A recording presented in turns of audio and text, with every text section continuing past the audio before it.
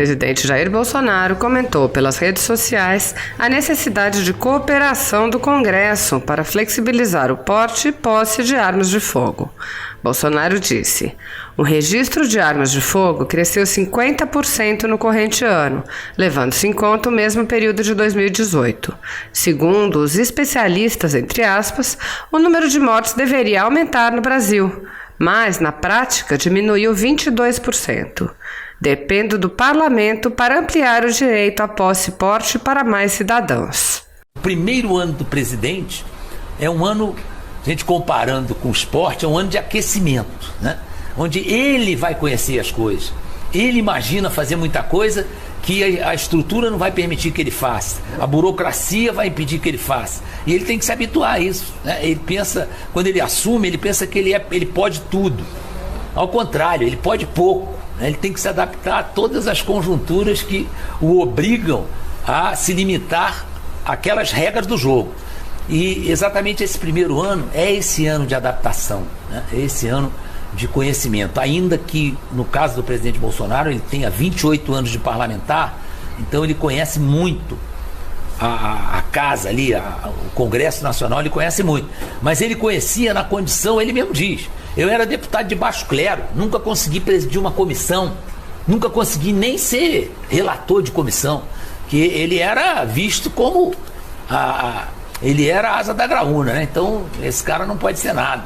Então ele se sujeitou a essa situação 28 anos, aprendeu muito, até por isso ele tinha sempre todo mundo contra ele. Isso obrigava a se aprofundar nos assuntos. Ele entrava de peito aberto, mas tinha que entrar com algum conhecimento, porque ele sabia que ia ser massacrado.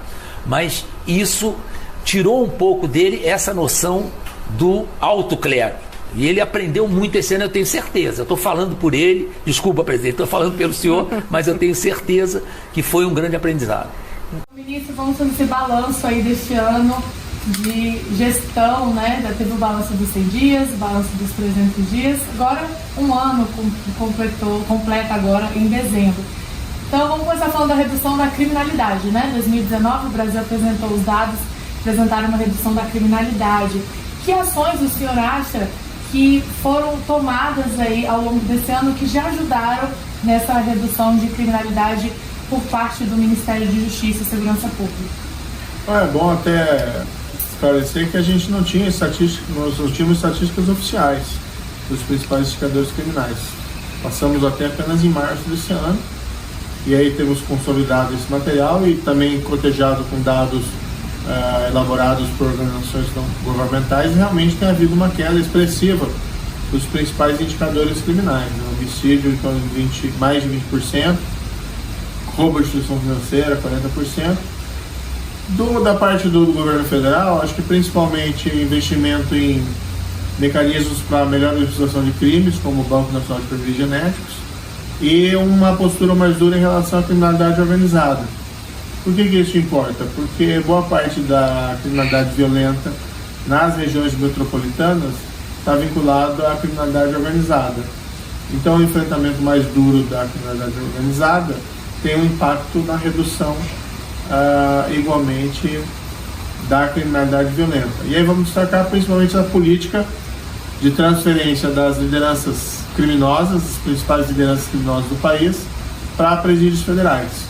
Isso já havia no passado, mas foi intensificado de uma maneira muito expressiva pelo governo atual.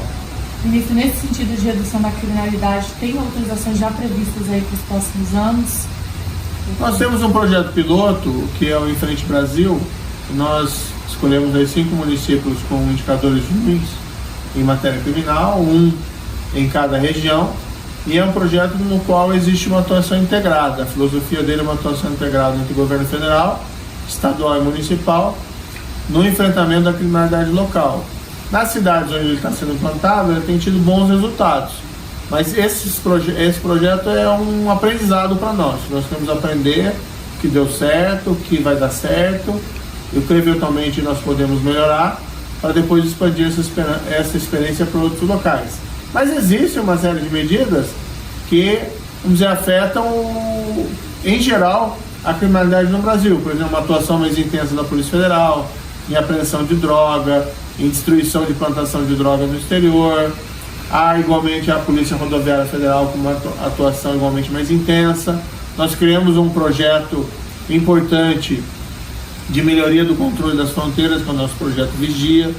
Então tudo isso, à medida em que, por exemplo, aumenta a apreensão de droga, arma, e evita que isso alimente a criminalidade violenta nas grandes capitais ou regiões metropolitanas, isso tem impacto geral na redução da criminalidade. Já que o senhor citou o programa Em Frente Brasil, né? Tem como detalhar um pouco mais o que está sendo feito nessas cidades, algumas ações que já foram tomadas? Foi aumento do efetivo da polícia? Tem como detalhar?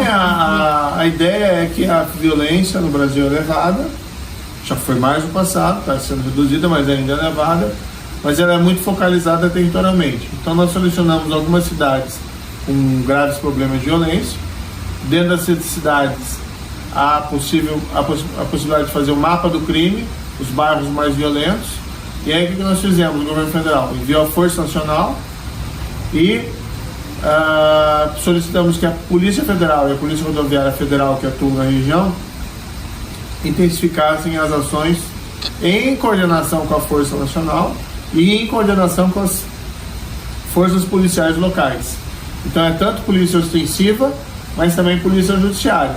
Não é só fazer que o criminoso se mude de um bairro para outro, de uma cidade para outra, mas que o criminoso se mude para a prisão, né? Que responda pelos seus crimes. Nas cidades que tem sido implantado, o principal é desenvolver essa cultura de integração, de compartilhar informação, de compartilhar operações, né? Isso deve deixar um legado para o futuro, mesmo quando eventualmente nós tenhamos que tirar a Força Nacional desses locais para atender outros. Isso, ainda nesse sentido de combate à criminalidade, não há que falar de combate sem tratar dos crimes de fronteira, né? Sem tratar ali da proteção das fronteiras do Brasil, que é um país imenso, tem fronteira aí para a Polícia Federal e Exército cuidarem. E recentemente os ministros do Mercosul, eles tomaram uma decisão importante nesse sentido, né? De combater a criminalidade das fronteiras, lá das polícias de fronteira. Por que foi importante esse acordo? Esse acordo foi gestionado há algum tempo e nós conseguimos finalizar as negociações desse ano. Foi firmado entre os ministros da Justiça e Segurança Pública do Mercosul e agora assinado pelos presidentes nessa última reunião do Mercosul, agora em dezembro.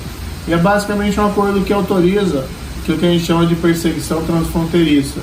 Como a gente via naqueles velhos filmes de faroeste norte-americano, que muitas vezes o criminoso a cavalo, né, fugia pela fronteira e passava por um outro país, por exemplo, o México, e aí o xerife ficava com aquela cara de bobo do outro lado. No fundo, a ideia é permitir que, se houver uma perseguição policial, que as forças de segurança de um país possam ingressar no outro território do outro país em perseguição, observadas determinadas condições. É relevante para, vamos dizer, evitar aquela sensação de que basta você cruzar a fronteira que você está livre das forças da justiça, das forças policiais. Então, permite que uma ação mais efetiva da polícia em circunstâncias muito especiais. Ministro, agora projeto de lei anticrime, né? Como é que está o andamento e por que o senhor acha que é importante a aprovação desse projeto sem muitas alterações lá no Congresso? Como é que está o andamento? O projeto foi enviado no começo do ano, o Congresso ficou ocupado lá com as propostas da área econômica, principalmente, a nova Previdência, deram prioridade a isso, nós compreendemos. Recentemente ele ganhou um impulso, foi aprovado na Câmara, agora foi aprovado no CCJ do Senado. Acredito que ele pode ser sancionado e publicado ainda esse ano. Não é exatamente a integralidade do projeto que nós encaminhamos, mas isso faz parte do jogo parlamentar, do jogo democrático. É importante que várias medidas relevantes para o combate à criminalidade foram aprovadas. A principal delas, eu diria, ou uma das principais, é a execução imediata dos vereditos do Tribunal do Júri. O Tribunal do Júri no Brasil julga basicamente crimes contra a vida. E isso, em síntese, é homicídio e feminicídio. São aqueles crimes de sangue muito graves e que as instituições precisam dar uma resposta rápida. A partir da aprovação do projeto, o veredito do Tribunal do Júri, a sentença do Tribunal do Júri, se executa de imediato Ou seja, quem foi condenado por homicídio ou feminicídio vai para a prisão. De imediato isso vai ter impacto não só em trazer justiça mais rapidamente para esses casos graves, mas certamente para diminuir a impunidade, e diminuir a impunidade diminuir esse tipo de crime. Certo. Agora sobre o Banco Nacional de Perfis Genéticos, o senhor já citou, né, que foi, acho que um grande ganho aí esse ano para o Brasil, né, um ato do Ministério, que eu queria que o senhor falasse um pouco mais. Isso bem ilustra, assim, que, claro, mudar a lei é importante, aumentar os instrumentos disponíveis às polícias, aumentar a eficiência da justiça através da lei, isso são coisas relevantes, mas se pode fazer muito através de medidas executivas. Nós tínhamos essa lei, que é de 2012, que criou o Banco Nacional de Perfis Genéticos, que é basicamente o quê? Você colhe material biológico no local do crime, quem deixou o material biológico ali é o provável autor do crime, e você extrai o DNA e insere no banco de dados. E concomitantemente você extrai o DNA, né, como se fosse uma moderna impressão digital, da população carcerária, e coloca no banco de dados. E você faz os cruzamentos. Isso permite identificar crimes seriais e identificar autores de crimes até então desconhecidos. A lei é de 2012, mas sabe Deus por qual motivo, ela não era executada, não era implementada. Então nós chegamos no começo desse ano, nós tínhamos 7.000 perfis genéticos de condenados inseridos no Banco Nacional. 7.000 colhidos em 6 anos, né? Um número irrisório. O que nós fizemos? Nós investimos, demos incentivos aos estados, criamos laboratórios de coleta de exame de perfil genético, de coleta, e intensificamos essa política de obtenção desses dados. Nós chegamos ao final desse ano com 67.000 perfis genéticos de condenados colhidos, e cerca de 50 e tantos mil inseridos no banco de perfil genético. Ou seja, em um ano nós colhemos mais do que quase o décuplo do que foi feito em 6 anos desde o início da lei. Então se pode avançar muito. E qual que é o resultado disso? Crimes começam a ser descobertos, os autores desses crimes. Teve um caso famoso lá de uma menina assassinada até em Curitiba, na minha cidade. Isso foi lá em 2011, e o assassino nunca foi descoberto, até que mais recentemente, por essa política de incentivo da coleta do material biológico, foi coletado de um presidiário em São Paulo, perfil genético inserido no banco, cruzado com o material que havia sido colhido no local do crime, no caso da menina, e houve a correspondência. Logo, aquele é o autor do crime, alguém que ia ser libertado em pouco tempo, porque não sabia que ele era o autor desse crime, agora vai ficar ótimo, ficar muito tempo na cadeia, pagando por um crime bárbaro que cometeu. Ministro, e recentemente a Força Nacional foi enviada lá para cuidar dos crimes, né, dos possíveis crimes de investigação, para ajudar lá nos crimes contra indígenas, né? A Força Nacional também continuou tendo um papel de destaque aí na segurança pública do Brasil este ano? A Força Nacional, desde o início, né, dessa gestão, antes ela já era muito provocada, mas já no 4º dia de janeiro desse ano nós fomos surpreendidos por aquela crise de segurança do Ceará. Enviamos de imediato lá a Força Nacional, e juntamente com a PF, com a PRF e também com as forças de segurança do Estado do Ceará, do governo do Estado do Ceará, aquela crise de segurança foi debelada. Foi um período muito crítico, o começo desse ano de janeiro. Nós até queríamos ter tido uma folga a mais, tínhamos acabado de assumir, né, e estávamos acomodando ainda as posições dentro aqui do Ministério. Tivemos que atender essa crise de segurança e foi muito bem resolvido. Cerca de um mês ela estava debelada, e desde então a Força Nacional tem sido bastante provocada, solicitada pelos estados para atuar, seja preventivamente, seja repressivamente contra crimes. Esse caso dos indígenas é um exemplo, né? Nós enviamos a Força Nacional por uma questão de cautela, para evitar que novos incidentes de violência contra a população indígena daquele local se repitam, sem prejuízo do trabalho de investigação da Polícia Federal, que também foi encaminhada para o local. Ministro, agora fazendo uma análise desse ano aí de gestão, o senhor à frente do Ministério da Justiça e Segurança Pública, quais seriam as perspectivas para o futuro, né? Os desafios agora para os próximos anos nessa área da segurança pública para o Brasil? Os desafios ainda são imensos. Nós temos sérios problemas no Brasil com criminalidade violenta e com a criminalidade organizada. Também corrupção, né, em certos níveis. Eu acho que houve avanços significativos nessas 3 áreas.